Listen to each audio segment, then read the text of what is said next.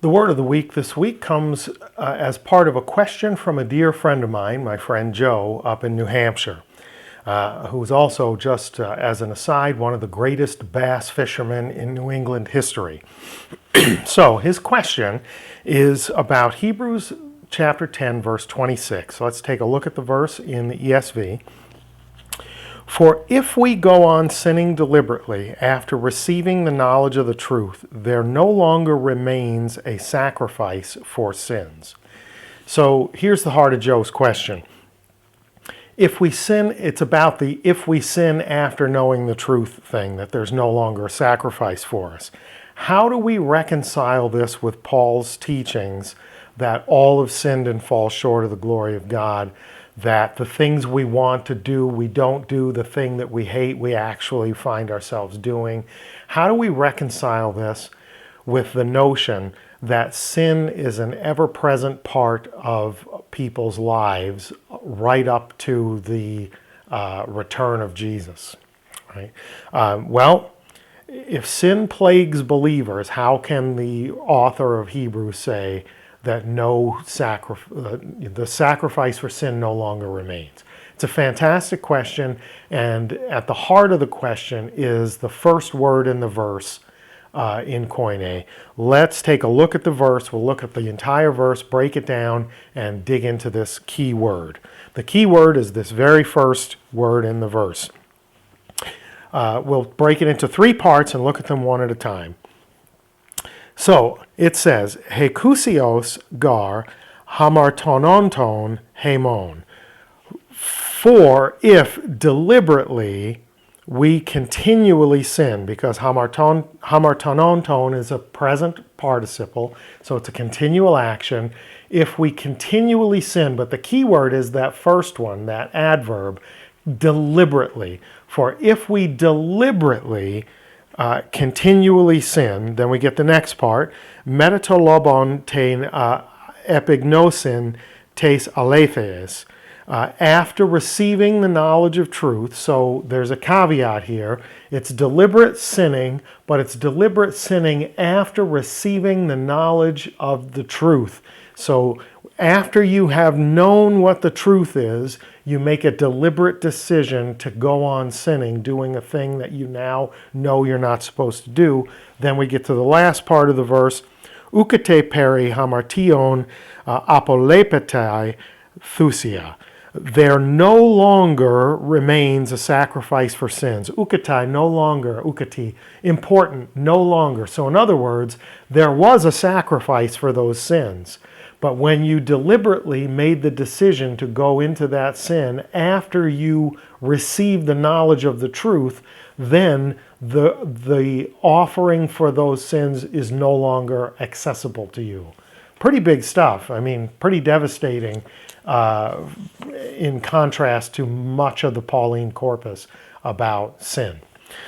So let's get into our word of the week, dig in. So it's hekusios.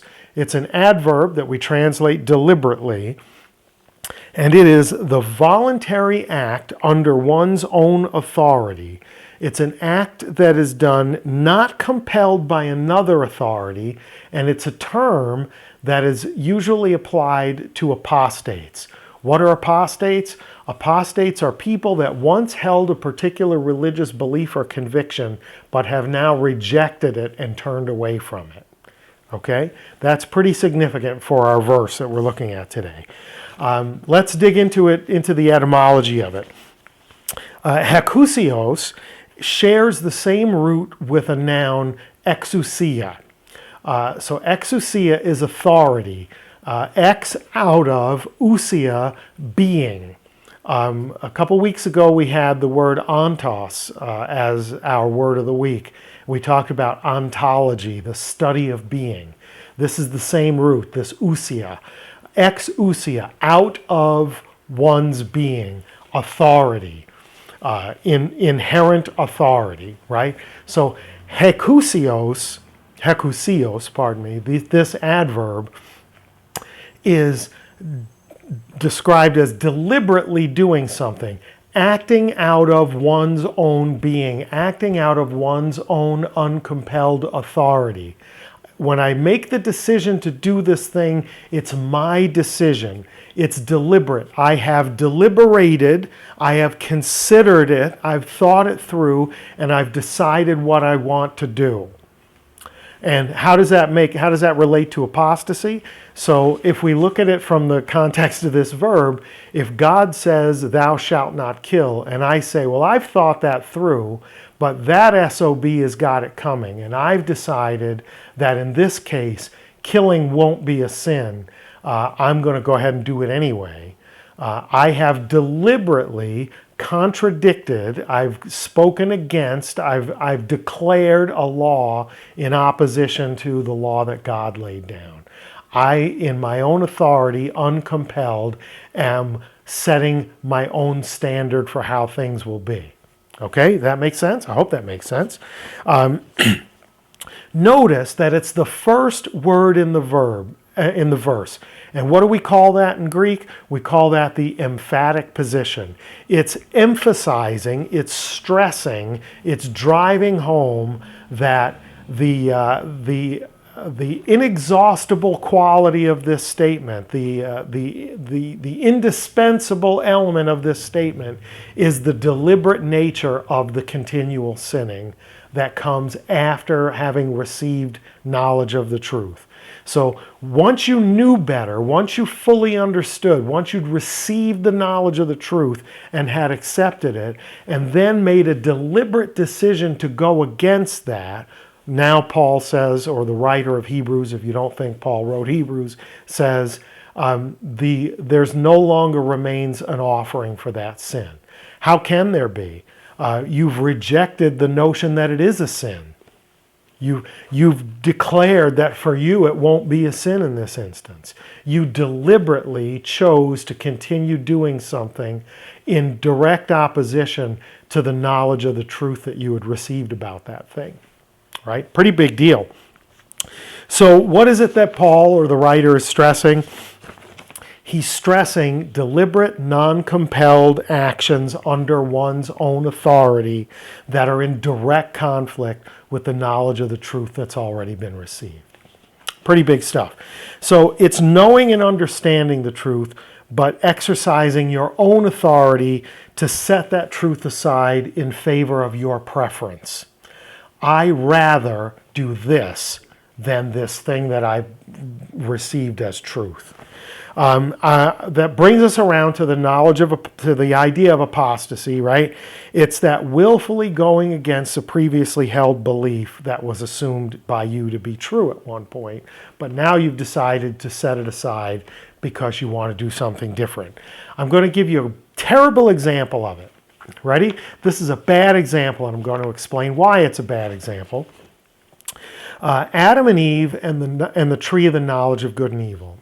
Adam and Eve are in Eden. God says, eat freely from all the trees of the garden, except this one tree, the tree of the knowledge of good and evil. You're forbidden to eat from this tree. If you choose to eat from this tree, you will surely die. So at the point in time when he says this, Adam and Eve have no knowledge of evil. They've only known good. So here's this thing, the knowledge of good and evil, that they've not experienced. They don't have a good frame of reference. They've never seen death. So when God says, if you eat from that, you're going to die, they don't know what death looks like. They've only known life. They're under the influence and compulsion of this talking serpent who says, it's not true. You won't die. He's only saying that because if you do eat from it, you'll be like God, knowing good from evil. And what do?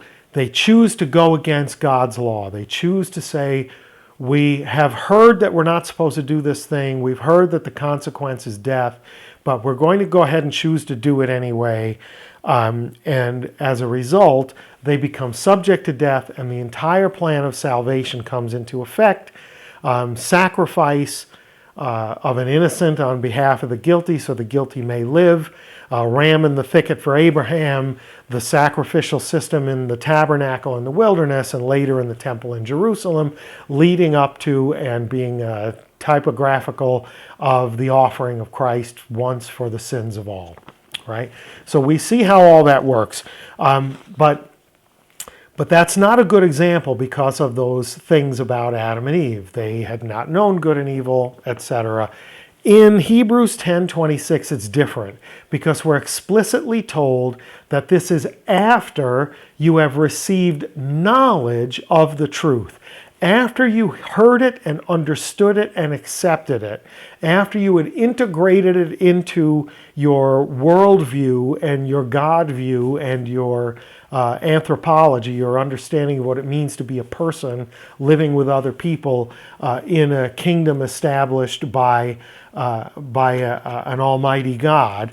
Once you've known that stuff and then you deliberately exercise autonomy, autonomos, self-law, after you say, I get it, I understand what he's saying, but I reject it in favor of this other thing, then he says, there's no longer, the sacrifice that existed for sin is no longer available. There remains no longer a sacrifice for that kind of sin because you've declared it not to be a sin. You've said you're not participating in that system. The same system that says thou shalt not kill is the system that says the sacrifice on behalf of the sinner lets the guilty go free and the innocent pay the price. You can't have it both. You can't participate in both. So deliberately making the decision to set aside God's law in favor of your own law through this apostasy, this rejection of the knowledge of truth that you've already received, makes one ineligible for the sacrifice for sins. You were eligible, you were covered by the blood, but no longer. Why? Because you deliberately, hekusios, decided to set aside God's law in favor of your own law and do the thing that you had already known wasn't okay to do. Not the same thing as your sinful nature struggling against your spirit that desires to be obedient to God, but your weak flesh that is drawn away by appetites of the eye, of the ear, of the stomach, of the groin, etc., right? So there's a difference in these two things. So the word of the week talks about, hekusios, talks about willfully rejecting the truth that you've received about God, about sin, about righteousness, about the offering that's been made to redeem sinners, about atonement. It's setting all of that aside in favor of the paradigm that puts you in the place of God, where you dictate what is and isn't sin, despite having already received knowledge of the truth. You can't have the salvific benefits if you decide to make yourself the lawgiver. If you you declare what is and isn't sin, then the sacrifice for sins can't be yours. Make sense? I hope that makes sense. Our word of the week, hekusios, from exousia, deliberately, means making a conscious, informed, uncompelled choice to negate the rule of God in your life and make yourself God. We're right back at the garden. I shall be like God, knowing good from evil, and I'll declare what is and isn't sin. And if you want that, you can have that, but you can't have the sacrifice for sin that God has provided for those who yield to the knowledge of the truth that He's given. I hope that was helpful, Joe, in New Hampshire. I hope that was helpful to anyone who may have struggled with that verse and that concept. And hekusios, our word of the week, deliberately. Till next time, Karis Kai, reigning humane, grace and peace to you.